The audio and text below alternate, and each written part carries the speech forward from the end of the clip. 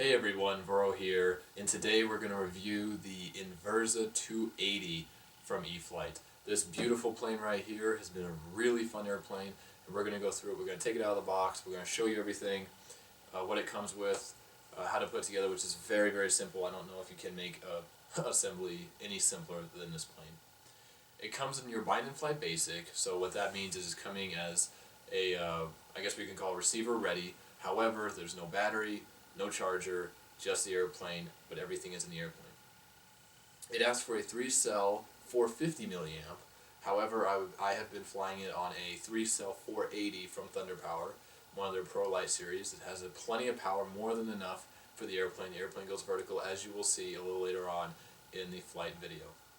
It has a 26-inch wingspan, so it's a very small airplane, and we'll show you that in a second. It has a 280 size brushless outrunner.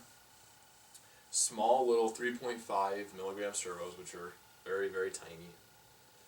10 amp ESC, so as you can see, everything in the airplane is very, very small, and we'll show you why the airplane itself is very small.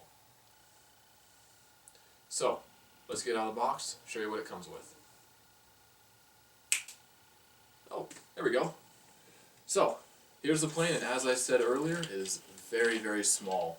However, this plane is rated for indoor and outdoor flying.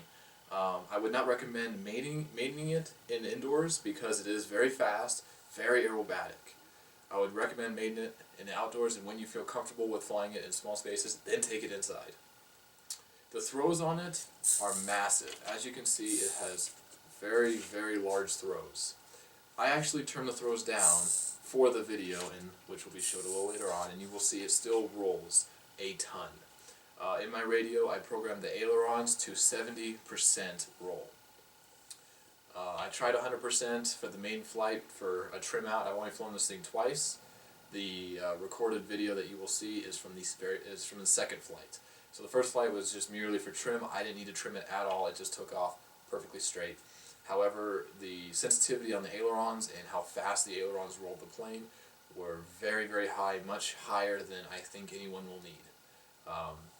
At 100%, they will pretty much roll the plane faster than anyone can keep up with it. So at 70%, it's still a very, very high roll rate, and you will see that later on in the video. The elevator and rudder I kept for 3D rates, and they're still at 100% on everything, with about 60% expo in both.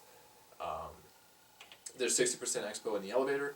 I put 40% in the rudder, but then again, expo is completely up to you. The ailerons, I stuck with the book and went 60%. Read the manual when you're setting this plane up. This plane is very, very sensitive. It's a very aerobatic airplane. It can do every 3D maneuver in the book, and you will see in the video how aerobatic it is. The building of this could not be simpler. The only thing that you do is attach the wings. The wings are attached in the bottom. There's 2 holes, one on each side, where a little set screw sets in there with a little carbon rod going through the fuselage. That's all you have to do. Now, one criticism I have on the airplane is when I got it out of the box, the wings were very, very tight. It took me a good 10 minutes to wiggle the wings into place.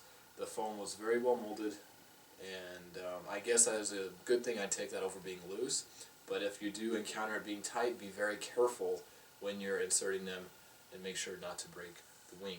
The center of gravity I'm going to be talking about, and there's 2 ways you can fly this airplane. You can fly it either straight and true, which it flies very straight and very true, or you can fly it 3D, and there's 2 different CGs that I found. For straight and true, you're going to want the battery right here. So pretty much just a hair in front of the little battery hatch. For 3D, I moved it back so it's about here, and these 2 settings seem perfectly fine for each flight. The main flight, it was a little up in the nose, and I was also in 15-mile-an-hour winds for the main flight, and it did perfectly fine. However, it didn't 3D very well. When I wanted to do a rolling Harrier, it kept trying to nose over. So when I pulled the battery back and put it about halfway behind the battery hatch, it seemed to dial in just perfectly there, and it was great.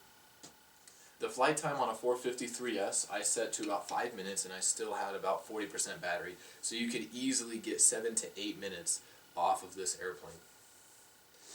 Any radio, any programmable radio that is DSM-X or DSM-2 capable will work with this airplane. This is not one of the AS3X series receivers. It is only just the basic receiver, and it's a 6-channel. So if you want to split your ailerons and turn them into flaperons, you can do that, as long as your radio is capable. So anything with a DX6I for Spectrum or higher, mainly just because of how aerobatic and sensitive it is. When you're setting up the dual rates, make sure to read the manual. The manual is very intuitive, however, the roll rate I still found was erratic and very, very fast. The elevator and rudder seem to be just fine, but the ailerons, keep an eye on them. As far as the level for this airplane, it is a intermediate level airplane, so if you're coming from a warbird and want to get into a 3D airplane, this would be a great airplane to start out with, especially if you don't have a lot of places to go and fly.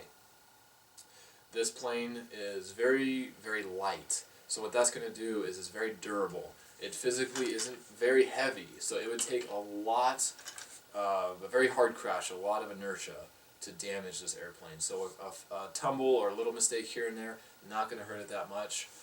If you do it, 5-6 times, it will, but the first mistake you make, it will not punish you for it, unless it is a very, very hard crash. As for the flying of it, the 3D flying, I encountered only one bad thing about it, and that is it does not hover very easily. That is the only bad thing about it. I cannot think of anything else. It will do knife edge spins, blenders. I tried to break the wings off of it, as you will see in the blender that I did, and it would not. It's very stable. You will not tear this apart as long as you're in the air. Like I said, I tried in that blender video, and that's what I like to do. I like to push the airplane to its limit so I can bring you guys what it honestly can do. This plane will do blenders, rolling harriers, knife edges, snakes, anything and every maneuver that you can think of, this airplane can do. It is a little squirrely, so keep an eye out on it. As far as the ailerons are very sensitive, and it will drop a wing in upright Harrier. If you're flying Harrier, it will tend to drop a wing a little bit if you're not careful. Inverted Harrier is surprisingly stable. Alright guys, that was enough talking about the out of the box. Let's get in the flight video and show you guys what it really can do. For my main in flight, I just took it off the ground, but for here I'm just going to wing launch it.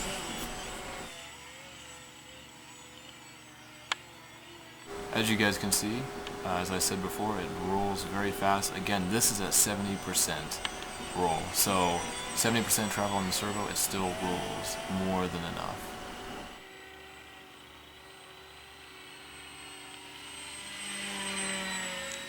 The knife edge on this was very stable. I was very, very pleased with how solid the knife edge was.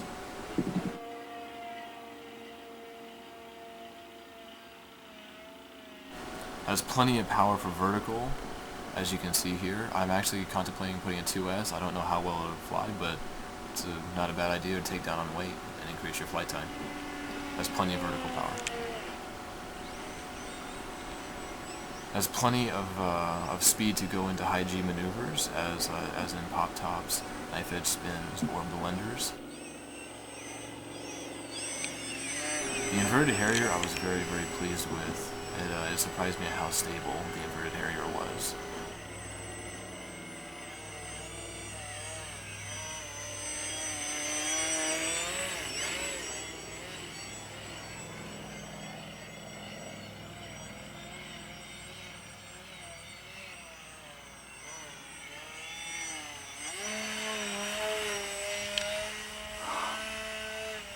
As you can see, again, more than enough vertical power to do anything you want and get out of trouble when you may make a mistake. Flat spins were really fun. They do make it a little weird. It's not very tight, but they are fun still to do.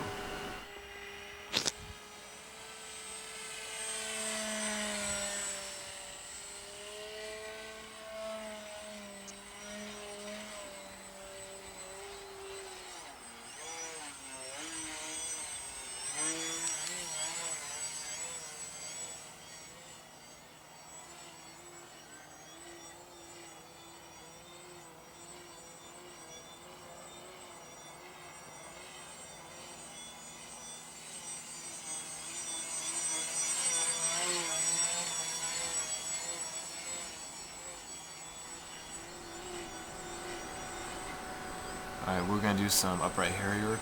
The upright Harrier I was very happy with, especially for this small of an aircraft. The wings do rock a little bit and they do want to drop, so keep an eye on that. But for this size of an aircraft, I was very pleased with the Harrier.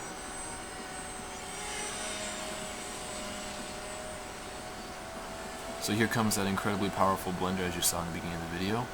Again, this was full throttle, as many G-forces as I can put on the airframe. And it pulled through it without an issue. There is not a single crack or mishap on the airframe itself, so it can handle anything you can throw at it.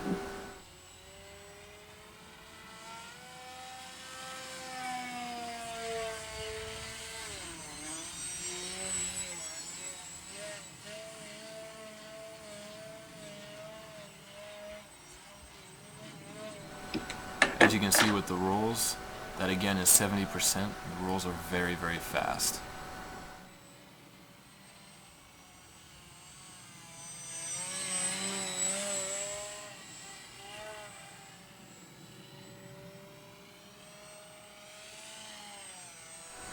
The only criticism I can think of with this entire airplane is the hovering is a little difficult, but that's to be expected with smaller airplanes like this. Everything else though on this airplane I was very happy with. Alright guys, that about sums up my time.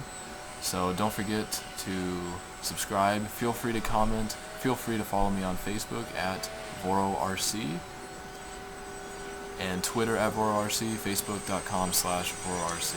Feel free to ask any questions about the airplane, request any type of videos. I want to thank Brad from Action Hobbies in Colorado for sending me this airframe to review. It was very, very fun, so thank you for that. Have fun flying, everybody.